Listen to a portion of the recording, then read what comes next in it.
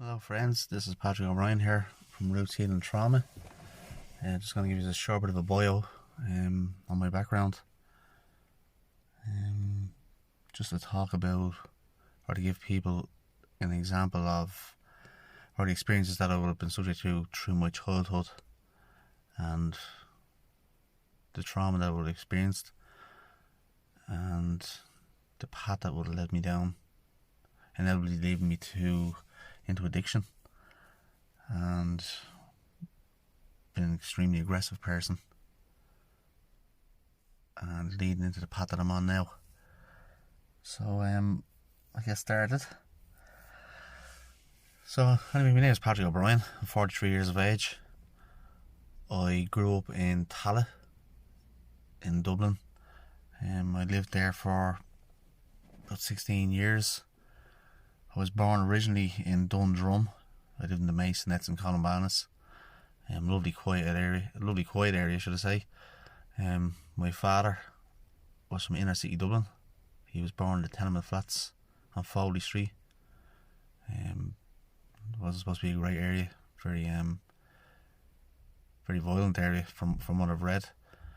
And my mother was from Finglas. Again, it didn't have a great name for itself. But moving on. So I was born into a family. The family dynamic was very toxic. I am the second youngest. My father and mother didn't have a great relationship as far back as I can remember. There was a lot of violence, a lot of verbal abuse, a lot of physical abuse, mental abuse. My first memory was when I was 6 months old. I became self-aware at 6 months old, and I actually kind of dipped in and out and self-aware. Like my earliest memory after 6 months would have been about 2.5, where I woke up to a nightmare, which is kind of very relevant to the journey that I'm on now. I actually had a dream that I was sitting at a fire out by the sea, or out by a lake. I can't really remember because the dream was based at night time. And well, looking back now, it wasn't a dream, it was a journey. And essentially what I was doing was I was sitting down. I was a Native American. I was a young enough man. I remember there's people sitting to my left and to my right. There was a fire, like a campfire light in front of me. And we were like on sand. And I remember now, I was 3.5 when this was going on, but I remember how I felt in that journey, and remembering that I was after doing something, and I remember being very nervous. And I remember then hearing thuds, like you would hear if somebody was running on sand, jumping over the fire. And then I caught a glimpse of the person then, and they had like an axe, a battle axe, and they hit me in the face with it, on my right hand side. And that was my very first memory of, if you want to call it a dream. But like I said, I know now it's the journey, but it's very relevant to something that happened to me then later on in my life, which I'll explain later on. So essentially, sorry folks, I just want to put my phone on Do Not Disturb.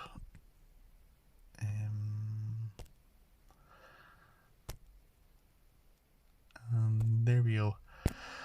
So yeah, like I said, I was the second youngest of 4. As far back as I can remember, my father was a very angry man, very aggressive. He was in a relationship with my mother, and like I say, from a very young age, you could see that there was issues in their relationship.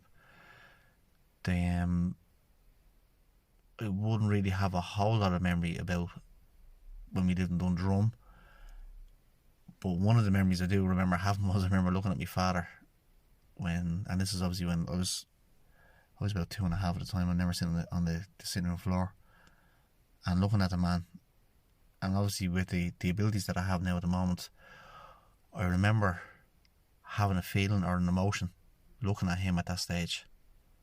And if I was to apply, obviously, if I was to verbalise how I felt then, I remember looking at him and saying, and more or less having the feeling saying, oh no, like all of the trauma that's to come. So it was like as if I'd known already that I was going to be put through loads of trauma, and I knew that this was the very beginning. And I remember looking at my father, and I remember hating him from a very young age. But at the same time, as time went on in my life, learning to love him. But apart from that, the family dynamic wasn't great. It was very volatile. We were spoken to like we were never kind of asked to do things. We were never given validation or approval. We were never told, especially by my father, that he loved us. When my mother loved us, it was you were either asked to do something, or it was before you had done something you were told, "Oh, will you do such a thing? I love you." And of course, then that was the emotional manipulation part. If you didn't do it, then of course you were treated like crap, basically. Or you were grounded, or you were sent to your bed, or something like that. But and that wasn't just me. Of course, I was watching this through the whole family, and I think I remember my first experience of violence was because I remember it was my birthday. I think it may have been my third birthday.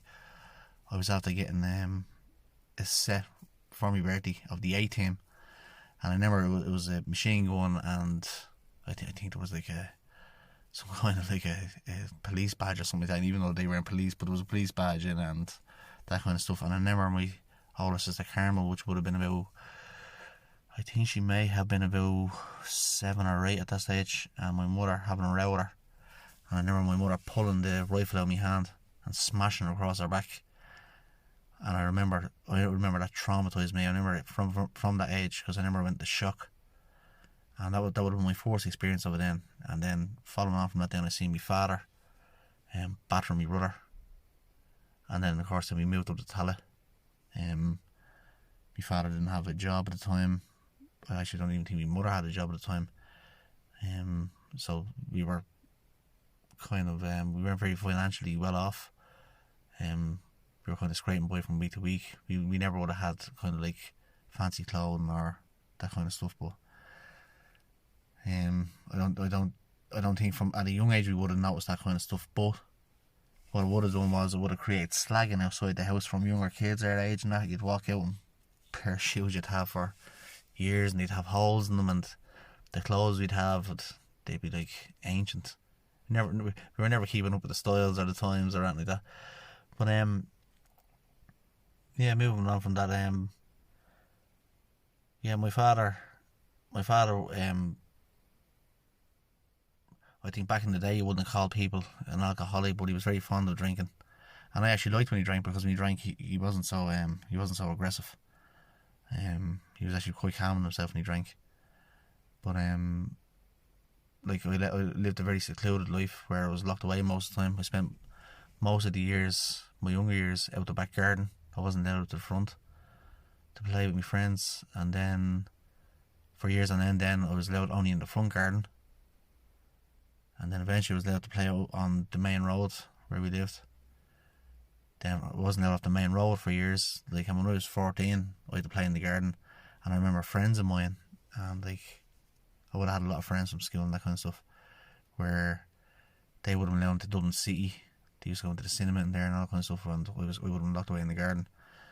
But it was it was, so I lived a very secluded life. Plus my mental state hadn't developed properly. I was very childlike. I used to play with little figures, like little action men, when I was like 14 or 15, and I'd see my friends walking past and in nice clothing, and they were going out to town and all that kind of stuff to either to go to a cinema or they're going there to meet girls.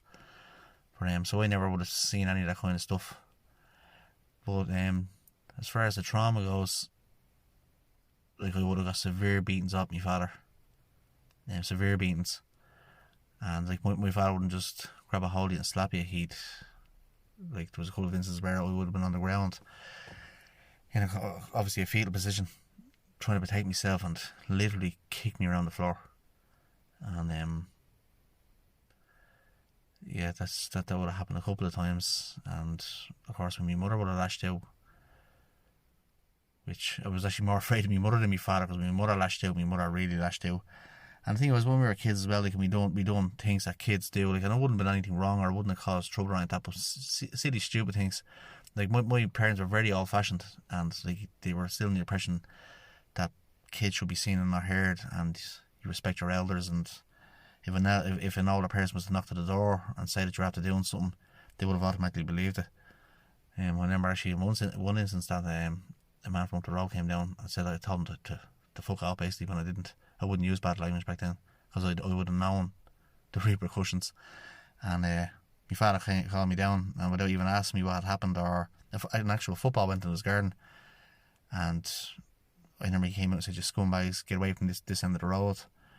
And I remember just saying to him, "Give me the ball back." And he says, I'm telling your father on you. So I says, "Go on."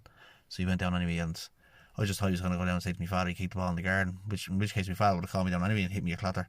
But because he told my father that I told him to fuck off, my father battered me. And so yeah, that would have went on through the years. But from a very young age, when I was in school in Ballycra, I was bullied by 3 to 4 people. The teacher didn't take a liking to me. Because I was very quiet. I was extremely introvert.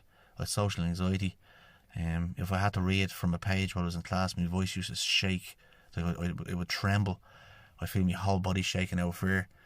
And this teacher just took a dislike to me. And plus I had hearing problems when I was a child, and like concentration problems obviously as a child because of the abuse that was going on in the house. It was obviously affecting me then when I was in school. And then this teacher just took a dislike to me, and then she started to bully me. So I was going from being bullied from classmates to being bullied by her, and so I was going through that. Then I was being bullied at home, so there was constant, like even in school, like I got battered maybe 3 or 4 times a week, and that went on for years. And then when it ended up actually, I became very fast at running, which is great because my skill back used to weigh a ton. But and I was the smallest in my class, but I was the fastest in my class. And but when I used to come outside of school, I used to run in the opposite direction, which used to bring me down towards a place called Fairhouse. And I used to run down there, and they chased me part of the way, which means I would have to take the long way around. And then when I got home, of course, I would be late. And my father asked me where I was, and I never would break down crying because I'd be still in fear, and the adrenaline would be flying. I was in fight or fly, and obviously in fly. And then he used to bat me then for running away. He used to call me, say you're a faggot, or you're nothing but an Elvin, or you're a queer, all these kinds of things, and run me down. And then after a while, then I just wouldn't tell him then, and I'd just say, "Oh, I just went to my friend," says, "But he always knew," but he'd bat me anyway. And then a thing I used to do as well, I was so afraid of the dark, and again, not knowing why I would have been afraid of the dark then, given the abilities that I have now, and in relation to being able to talk to spirit and all kinds of stuff. I knew there was things around me, but at that age it terrified me. And I used to journey a lot when I was a child. I wouldn't dream I would journey, and I would I just fall into such a deep sleep through journeying, and I'd wet the bed, and every morning I'd get battered for wetting the bed, always, every single time. And I was ostracised for it, I was slagged for it, then by my father. And just to kind of add insult to injury, anyway. So so I remember being extremely unhappy as a child. I was in extreme fear. I was in deep trauma from all the beatings that I got.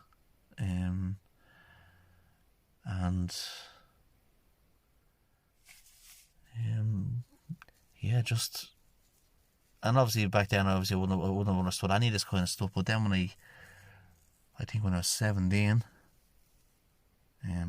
all I ever wanted to do was, like, I couldn't concentrate in school, and my grades just showed that I couldn't. That actually my grades kind of fucking highlight the fact. Well, I would have thought at the time that I was stupid. I couldn't learn. I was useless. I was worthless. I mean, I've heard that my whole life, that obviously one of my father's favourite sayings would have been, "You stupid cunt. You're a Dobby bastard. You're useless." He would run me down all the time. Through the summer times, he would bring me walking with him, and like I used to love when I was younger going with him to work, and because he was amazing with his hands, he was gifted with his hands, And I remember then trying to, I'd be asking, could I help him, and all that kind of stuff. He'd be no, and he'd lose the rag with me, and everything that he'd only cursed. So I mean, he'd be there from the morning time. Of course, you'd be in fear with him all the time, because he'd be building something, or he'd turn around and he'd say to you, passes that whatever tool it was, you wouldn't know what the tool was then, and he'd drop it down and turn and say, yeah, don't be fucking bastard, you should be ready with the tools and all that kind of stuff. And like, without teaching you anything, he expected you just to know. So it was just a constant barrage of abuse, verbal abuse, and then of course then, like, if there was nobody in the house that we'd be working in or whatever like that, because he was constantly building stuff, if there was no one in the house, he'd hit you a clatter for not passing him something quick enough or whatever like that.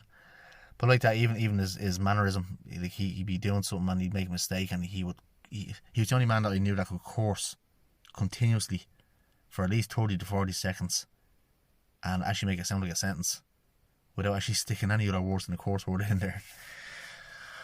But so like I say, I experienced an awful lot of abuse and an awful lot of trauma. And I remember then when I was, actually I'm not sure what age I was. I remember walking out the door one day, and I was going down to school, and I remember dropping my bag on the wall, and I said, that's it, I've had enough. I remember I was just broken, and I dropped my school bag on the wall, the next door neighbour's wall, and just took off running. And I remember running all the way down to my sister and her job, which was about 3 or 4 miles away. And I went into her, and I remember going into her job, and I was sobbing my heart out. I couldn't talk. It was just distraught. I had enough of the beatings. I had enough of the abuse. And I remember my sister coming out, gasping and thinking back on it now. My sister coming out and like, oh my God, what's wrong with you? And all her friends out of the job coming out and all, and everybody kind of hugging me and all that kind of stuff. And then I remember the phone rang, and I could actually hear my father through the glass from the other room on the phone, screaming at my sister, saying, "Is Patrick there?" My sister says, "Yeah." Did you put him in a fucking taxi and send him back down to this house? Then I remember taxi came and picked me up, brought me up to the house, and battered me for running away from home. And so there was no escaping it. And I think then that was, I'm not sure what age I was, but then coming up to around the age of 17, I never started drinking. And well, I didn't start drinking. I took my first drink. I never was next door neighbour of mine, had seen these fellas stashing drink, and so I met him coming back from mass, and he told me about it. And the next day, which was a Sunday, the two of us went over. I think it was 12 cans of Fosters, and we drank them.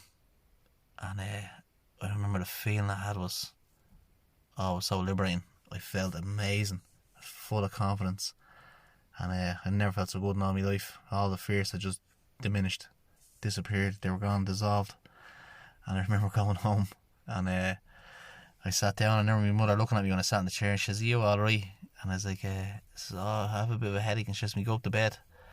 So I says, "Okay." And I said to myself, "Lovely, I got away with it." I went up the stairs, then my next door neighbour's father knocked in, and he said that his son was going to bed, and when he gave him a kiss goodnight, or giving his mother a kiss goodnight, she could smell the drink off him, and he wanted to know whether or not I was drinking with him. So my father called me down, and I went in then, and I remember he was sitting on his armchair, had a screwdriver in his hand, he was fixing something, and he told me to come over and lean down.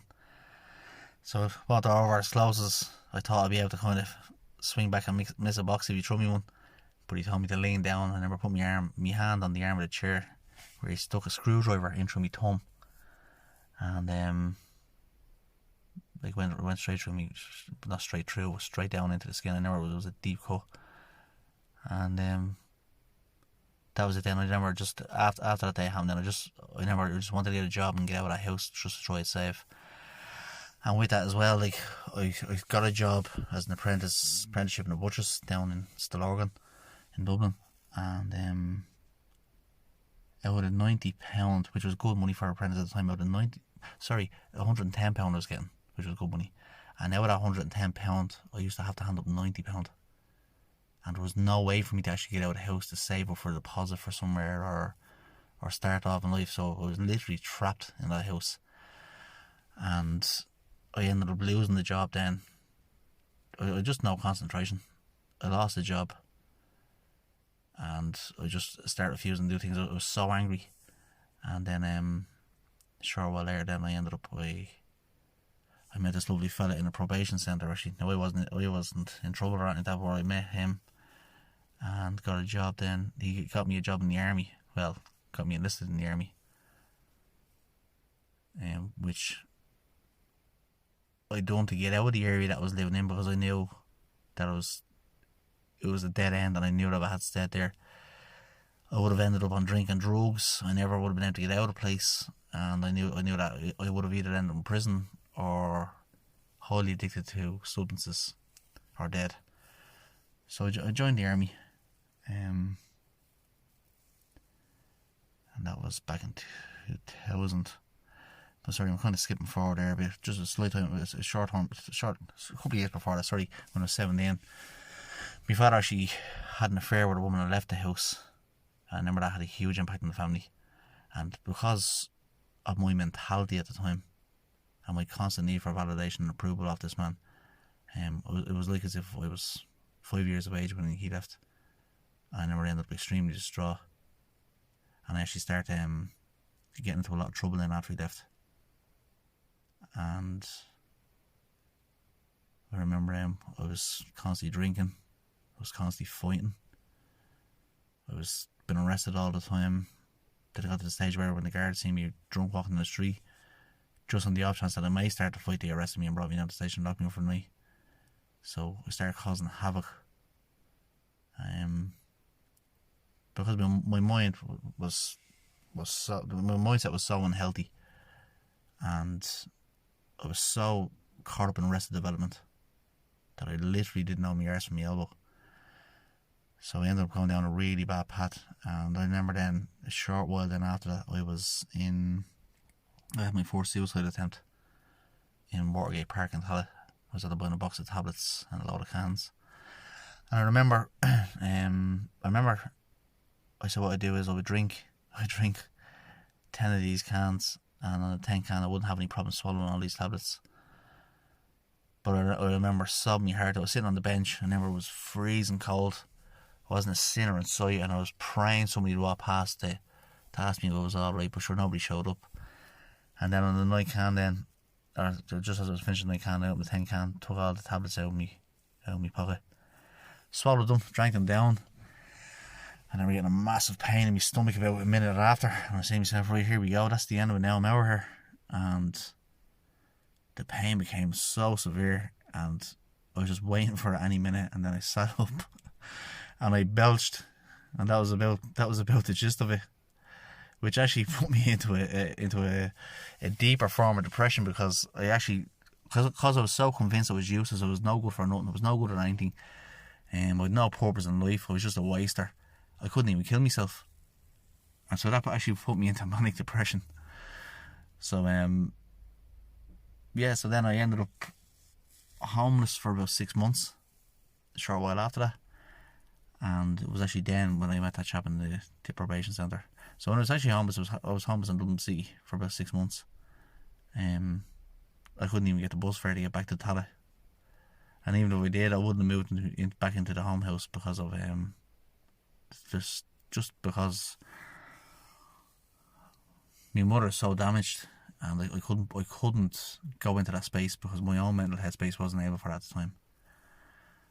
And then then I joined the army. I thought the army would have been a great thing for me, which it was in a way. It taught me how to be disciplined. But something that I wasn't aware of at the time is that part of army training is to actually put you into trauma. It's how they train soldiers. It's how they change their mindset. It's how they train a man to go into battle and give his life. Or how their training techniques is actually to put you into trauma. And it's one of the best ways to in order to manipulate somebody or to control somebody, to put them into trauma while they're going through the trauma experience. And it was a really hard wires that information into you.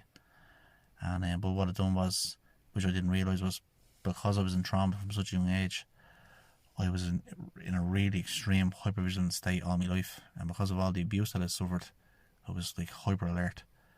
And then of course in the army then, I was hyper aware and hyper alert. But something that you're really in tune with then, it's not that you can identify them exactly, but your emotions. And the thing was, I was a walking ball of rage, just waiting for something to happen.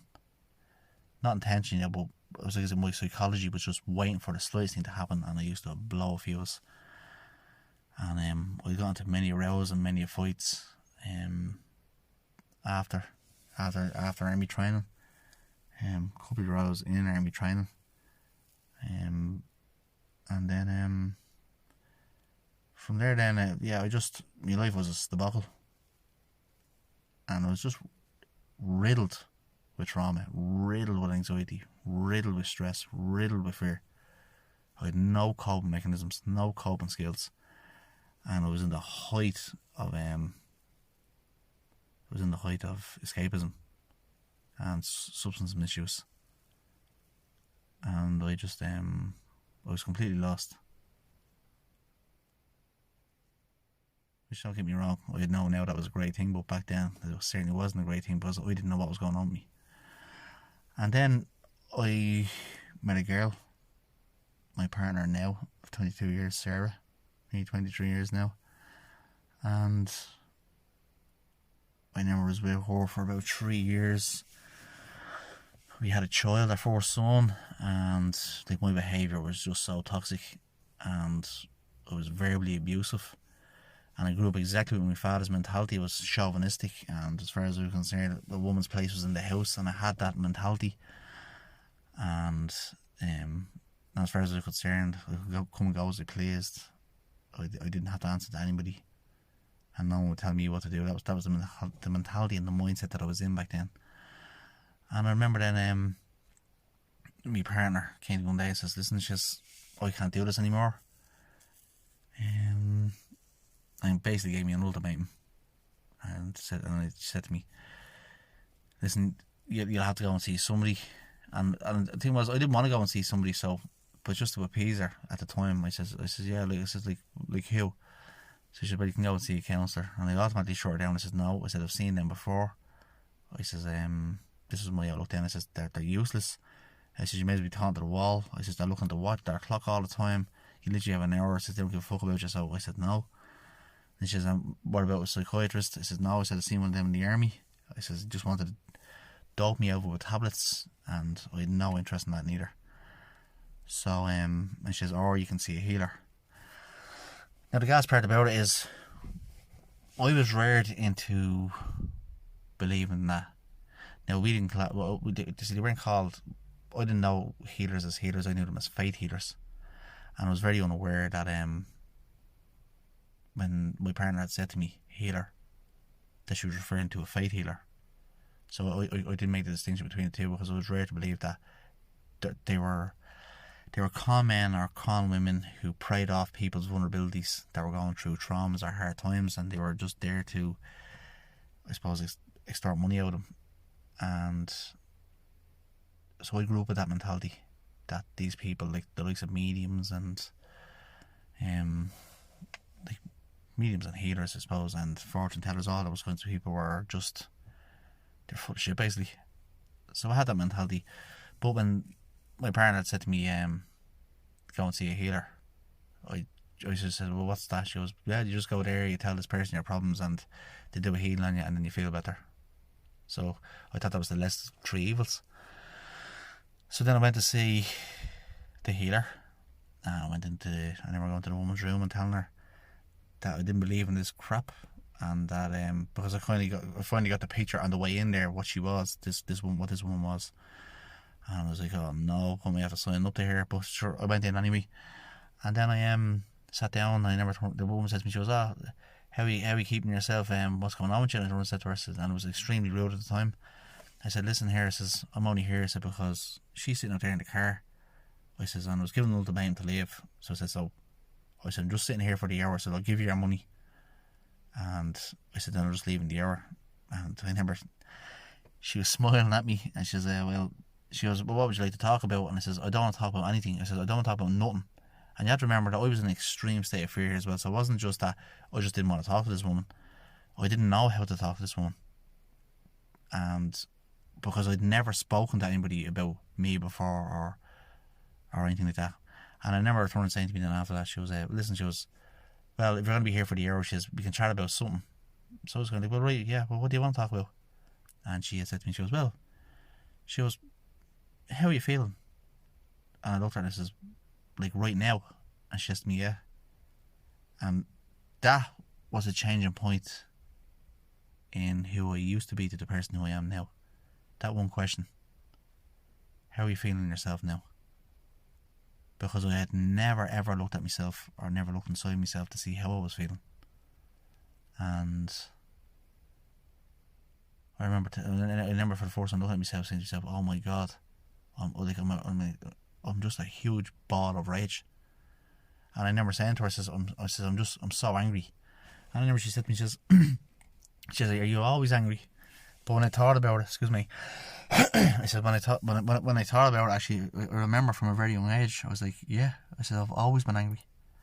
So we talked a little, we talked a little around it. I was talking to her for 3.5 hours. And I remember I talked about from that moment right through my life, right back to childhood. And I remember I thought for that long that my jaws were sore, my tongue was sore, my head was sore. I had like this heaviness, headache over me. And I remember saying, well, jeez, yeah. But I did feel better with myself. I felt somewhat lighter. I said, thank God for that. I says, and I remember standing up. And I remember she looked at me and says, where are you going? And I said, is that alright? And she goes, no. And she pointed to a bed in the room that she do the healings on. And I hadn't even seen the bed in the room. And that was just going to show you how messed up my headspace was. I never even noticed. And how it actually depicted the fear I was in when I walked in the room. I didn't even cop that it was a bed there.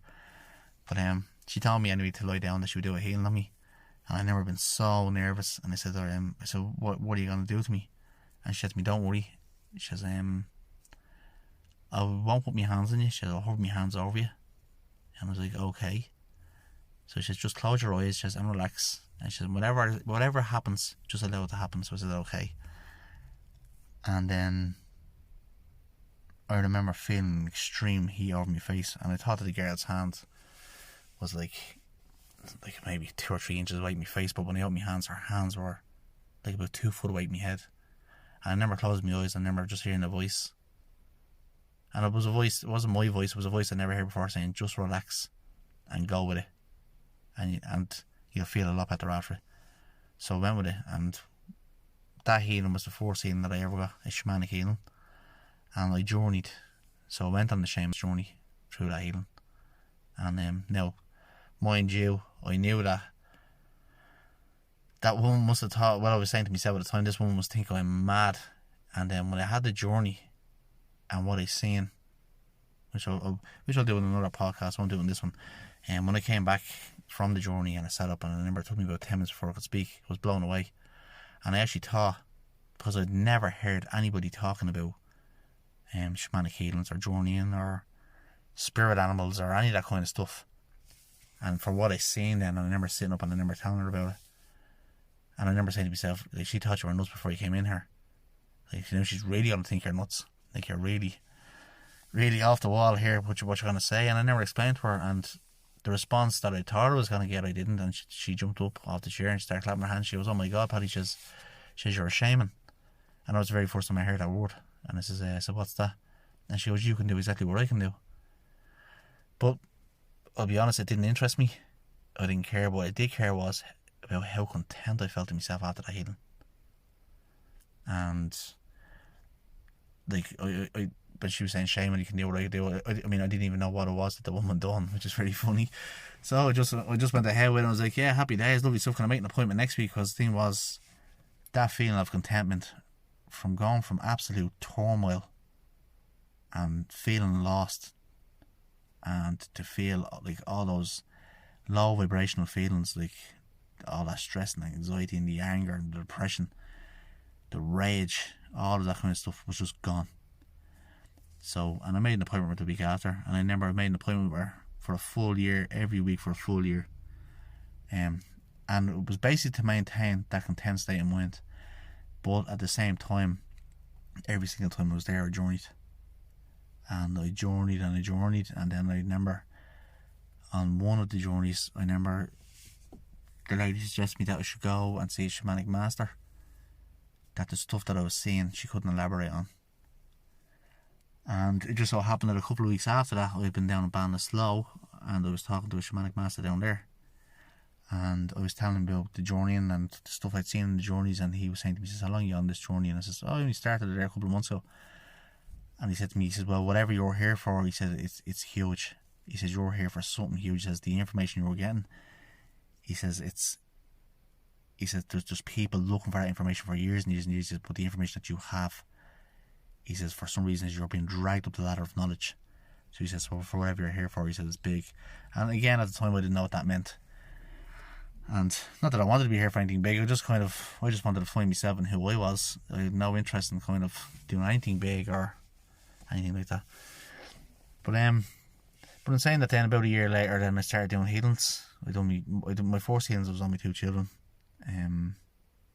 The healings that I done on them was, and it was just actually to test myself, or to give myself a bit of confidence or belief in myself that I was actually this healer. I had the ability to channel spirit's work or the universe work, whatever you want to call it. And then it was on my children, and it was actually for wetting the bed, and they had wet the bed every single night of their life without fail. And when I done the healings on the 2 of them the same night, then they'd never wet the bed again. And they were young enough. I think one of them may have been 6 or 7, and the older one then was 9 or 10. So yeah, so that kind of gave me the confidence then to kind of step forward then. And then the next healing I done was on a girl with glaucoma, and I remember she was having severe pains in her head and her eyes, and she was told she was going to progressively get worse. Done a healing on her, that all stopped.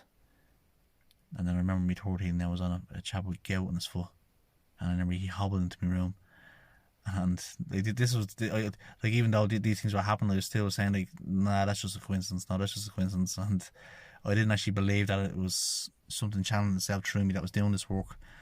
And I remember he came into my house, and he was using a crutch. He hobbled up my driveway, really struggled up the stairs. And then and obviously then I'm giving information for the individual when they're coming to me for healing. Obviously the information I'm giving them then, and he ended up he fucking bounced off that bed, and he walked out of that room, and I was like, oh my god. And at the time I thought it was, oh well, this is just the power of the mind. Like give him a couple of days and be back to square one.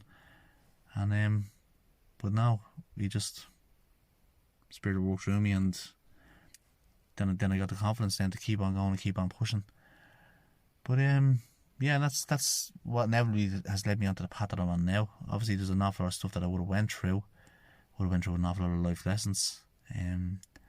All the years, the 19 years that I've been doing this, the knowledge that I've accumulated by working on individuals, on an individual capacity, and the information that I would give to the individual I've learned. Like every day is a learning day for me. I learn something new every day. I'm giving the answers for these individuals and their issues on a daily basis. And it just so happened then that over the years then I started to notice patterns in how the universe actually operates, or how spirit operates. And I can read the signs really well. I can see it happening around us. As far as I'm concerned, unless I'm working with something that's systematic, as in like an engine or a computer or something like that, I don't think in terms of logic. I've noticed my life best serves me thinking from a universal random point of view, but noticing that there are patterns. They don't play themselves out in the same fashion or situation, but the patterns are normally the same. And I've used this knowledge and this awareness then to help people through their own traumas. And the reason why I actually got into working in the field of trauma is that what I remember when I first moved from that headspace, that really toxic headspace I was in, where I just wanted to die. Like I just wanted to help people. And I was saying, if I felt that bad and I never seen anybody around me suffering like that, and obviously that's not to say that people aren't, because people most certainly are. I was saying, if I could achieve this, being a nobody and a nothing, and being useless, well then anybody can achieve this. And I really wanted to help people out and bring people through that. Because I know well where this can bring you. And I know I spoke earlier on about me first suicide attempt, where I've actually had 3. The second one, it's not funny, I suppose, but I suppose I can laugh at it now. But I had a motorcycle, a Honda Blackbird. It's an 1100cc motorbike, and I think at the time it was the fastest bike in the world, and it would do nearly 200 miles an hour. And I remember through a depressive state, getting absolutely palatic drunk, and I was travelling down, I won't say what road it is just in case any police listen to this video, but I was absolutely palatic, and I was I had fallen asleep on the bike briefly, and when I woke up I remember waking up really angry, and I pulled back the throttle and there was a roundabout in front of me, and I hit that roundabout at 140 miles an hour. But before I hit that roundabout, I heard a voice, like literally a split second, and the person who I identify that the voice sounded like was my granddad who passed. And I remember him saying, "Take your hands off the handlebars." So I took my hands off the handlebars, and when the bike hit, the front wheel collapsed on it, drove the front wheel back through the engine, and the bike stood up in the air with the back wheel in the air. And this roundabout would be fairly high now, and it cleared me of the roundabout.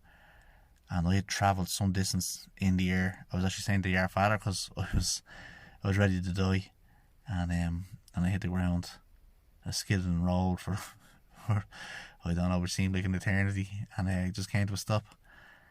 And then I remember I was unconscious for maybe between 10, maybe 15, 20 seconds, and I opened my eyes because I could hear somebody crying.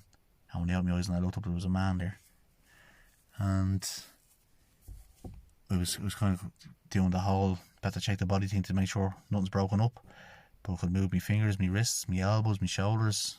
I sat up off the ground. The old man was pleading me, "Please stay where you please stay where you are." He says, "I'm had to call an ambulance." But I stood up and there wasn't so much as a scratch on me. And I turned around and I looked at him. I remember taking out my helmet, I was looking at him, and he said, "Please," he says, "lie down." He says, "You're in shock." He said, "The ambulance will be here in a minute." He said, "I've also called the guards." So I ended up, I ran then, and ran back to my house. But yeah, nothing happened. And it wasn't enough of a wake up call for me. And the third one then was with tablets again, and of course that was a botched suicide attempt as well.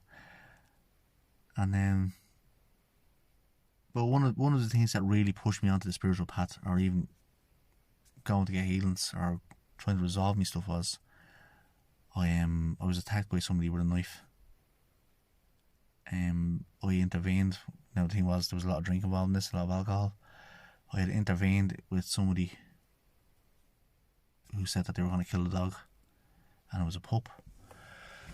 And I said I would intervene, and I tried to stop this person, and I got into a row, and I went from downstairs in the kitchen to upstairs in the bedroom, where I was attacked with this knife, and the knife went through my face, cut off 2 of my fingers on my right hand, and cut across the palm of my left hand, cut every tendon, chipped all the bones, but mainly cut a main artery in the hand. And the thing was, I bled out. I died twice that night. And I think then I was so lost in myself then. I wasn't even depressed, I was just lost. Didn't know where I was going in life. But again, I wouldn't change anything that's happened to me through my life, nothing at all, because it's given me so much knowledge in relation to, I suppose, in relation to the hurt that people are going through, the pain that people are going through, the serious mental health issues that's going on around us. And I've identified then that just through the years then, that every single person that's walking around you, every single person is in trauma. Everyone. True. And it's all down to their childhood. And the thing is, I understand all that now. But of course, it took me to die twice in order for me to get on this path and realise that, because it took those 2 years of me being completely lost in order to find myself. And that's something I do say to people that come to see me now, is when they say to me I feel completely lost, or they're distraught in themselves, and I'm saying to them, listen, it's a good thing. It's a great thing that you're lost, because now you can start to find yourself. And essentially that's what the stabbing done. And yeah, and then I would never look back.